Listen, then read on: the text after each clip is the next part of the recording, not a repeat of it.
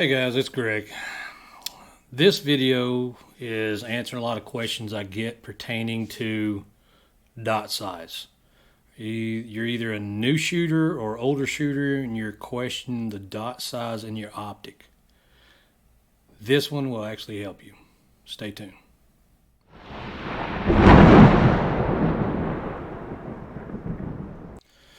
Before we get started, guys, go ahead and subscribe, like, give me a thumbs up, put comments in the section below. Love the comments.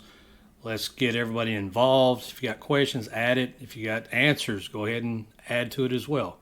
We got to grow it as a community. First off, especially for the newer shooters, we've got dot sizes, right? Depending on what manufacturer, your Trijicon, your Delta Point Pro, Holson, there's various models out there, manufacturers that run different dot sizes. In this, I'm going to describe what I use, why I use it, and give you a general basis. Maybe it works for you. The one thing about a red dot, the red dot is actually a great instructor. You can see everything that you're doing when looking through the optic. If you're jerking a trigger, if you're moving a lot of movement, you can see it.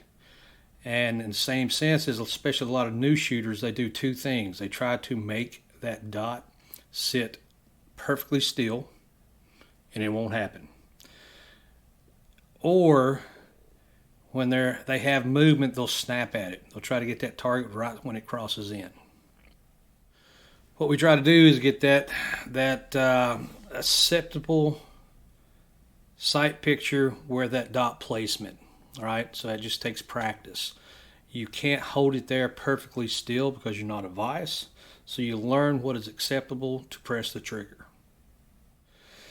Dots. A lot of guys and gals, when they move over to looking at shooting pistol-mounted optics, and especially men, they have stigmatisms that they never knew they had, but it becomes very apparent when you start looking through an optic.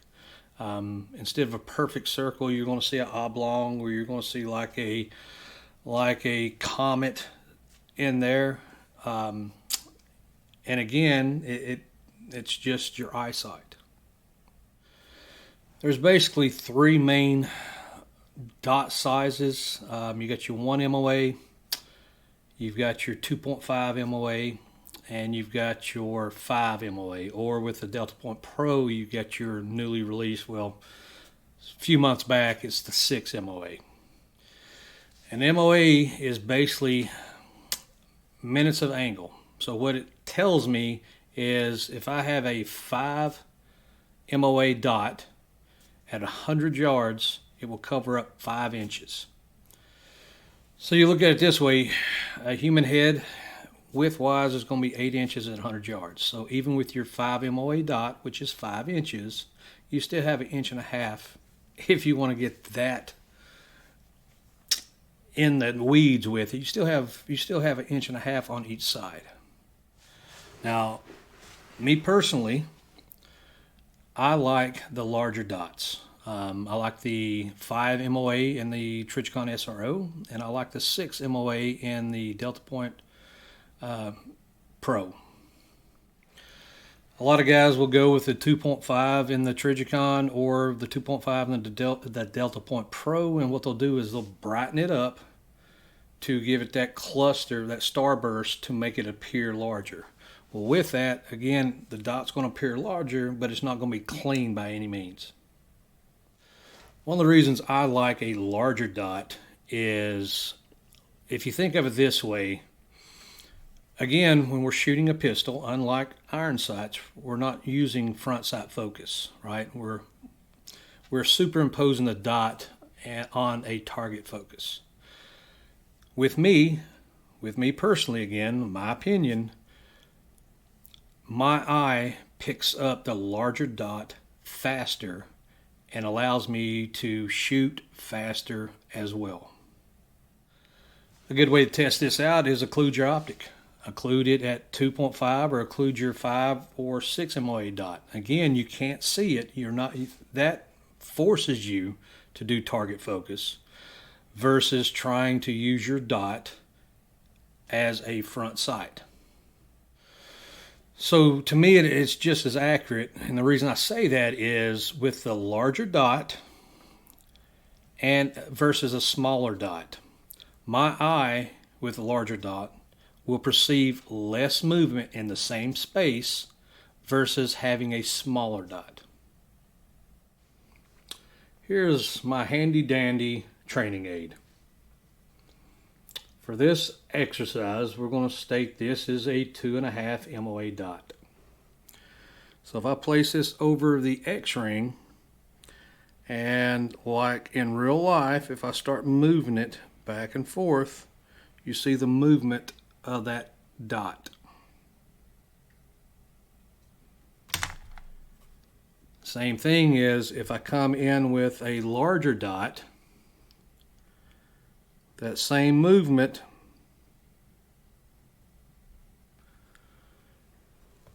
you'll perceive less movement on target. With me perceiving less movement, I find that I'm more accurate with it. So again, the human mind wants to be perfect. That's how it is. We seek perfection. So what I found with me, when I have the smaller dot, I'm still trying to get that perfect sight picture, target focus, and then press the trigger. Whereas with the larger dot, I'm doing the same thing, but it's closing it up so I can actually take it faster and just as, if not more accurate than with a smaller dot. Again, this is real world application. And if you want to look further into it, look at the competition circuit. Your steel matches, 3-gun. Look and see what optics they're running with those. Majority of all your competition shooters have now went to the larger dots. Why? Because they're easier to pick up, especially under speed, and they're just as accurate. Again, guys, my opinion, after running dots for 4 or 5 years now and putting a lot of rounds through it, I've tested it. I've tested smaller dots. The 1 MOA, to me, if you're shooting bullseye and it's just that slow, steady pace, perfect. But in a real world situation, if I have to take a faster shot, I want to be able to, when I put the dot up, again, I'm not staring at my dot, I'm target focused. But with that larger dot, my mind will actually center it up and transpose it over on the target. And then, guys, it's trial and error. You get out and shoot them. Test some, look at them. Even when you go into, if you go in to purchase one, go look and put the dots side by side. A lot of your dots are cleaner. I personally don't care for an RMR. And the reason is, to me, the window is smaller. It's got a blue tinge to it. And then they normally run a 3.5 dots in there. I personally like the Trijicon SRO. What I found through testing is the human eye, if you look at it this way, the human eye picks up round objects faster. Look at your stoplights. Look at any other emergency thing that's going to flash where it's red, it's going to be round. With the SRO, it has the round housing. Now with the round red dot in center of it, my eye, me personally, my eye centers it faster versus or compared to, say, the Delta Point Pro, especially the RMR, because it's square. My eye goes to the SRO faster. All right, guys, that covers the red dots. Hopefully it helped. Gives you some insight of what I look for when I'm actually choosing a dot or when I'm running a dot and why I run the dot.